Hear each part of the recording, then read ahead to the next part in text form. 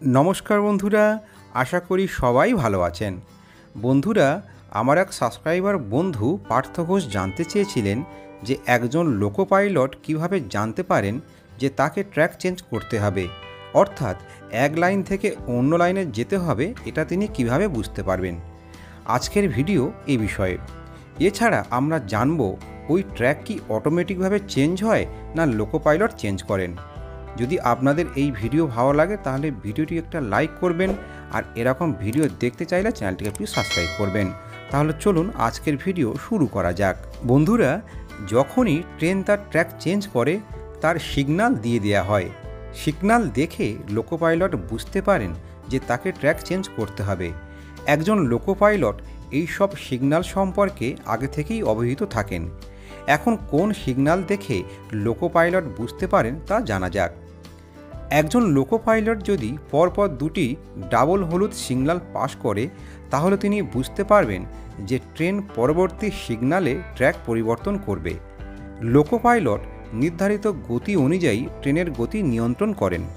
সাধারণত ডাইভারশনের সময় 8 কিলোমিটার প্রতি ঘন্টা থেকে 30 কিলোমিটার প্রতি ঘন্টা হতে পারে। ডাইভারশনের সিগন্যাল এই রকম দেখায়। এখানে মেন সিগন্যালের সাথে একটা রুট সিগন্যাল দেখায়। রুট সিগন্যাল যেদিকে দেখাবে সেই রুট ধরে ট্রেন এগিয়ে যাবে। এখানে রুট সিগন্যাল ডান দিকে দেখাচ্ছে, অর্থাৎ লোকো পাইলট ট্রেনটিকে ডান দিকে নিয়ে যাবেন।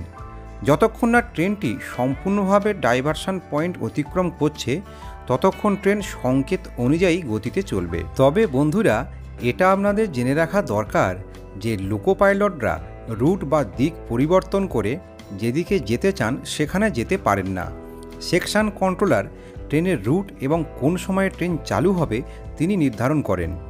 সেকশন কন্ট্রোলারের নির্দেশ অনুসারে স্টেশন মাস্টার ট্রেনটিকে সেই দিকে যেতে সিগন্যাল দেবেন।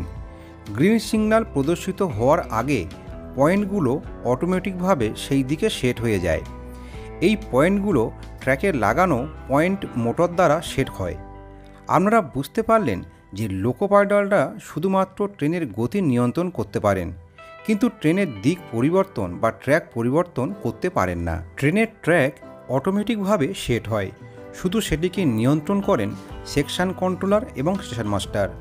লোকো পাইলট শুধু সিগন্যাল অনুযায়ী ট্রেনটিকে নিয়ে যান। বন্ধুরা, আশা করি আপনারা বুঝতে পেরেছেন একজন লোকো পাইলট কীভাবে জানতে পারেন যে তাকে ট্র্যাক চেঞ্জ করতে হবে, অর্থাৎ এক লাইন থেকে অন্য লাইনে যেতে হবে।